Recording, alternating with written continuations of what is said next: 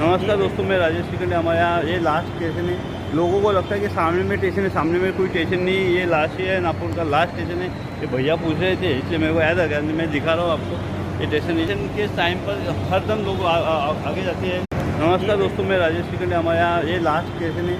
लोगों को लगता है कि सामने में स्टेशन है, सामने में कोई स्टेशन नहीं। ये लास्ट है, नागपुर का लास्ट स्टेशन है। ये भैया पूछ रहे थे, इसलिए मेरे को याद आ गया। मैं दिखा रहा हूँ आपको। ये डेस्टिनेशन के टाइम पर हरदम लोग आगे जाते हैं और लोगों को लगता है यहाँ पर सामने में होगा, यार सामने में कोई स्टेशन नहीं, यार रुकना नहीं, बस यहाँ से बर्डी से सदर यार सब भूल जाएगा। नमस्कार, जय हिंद, जय भारत।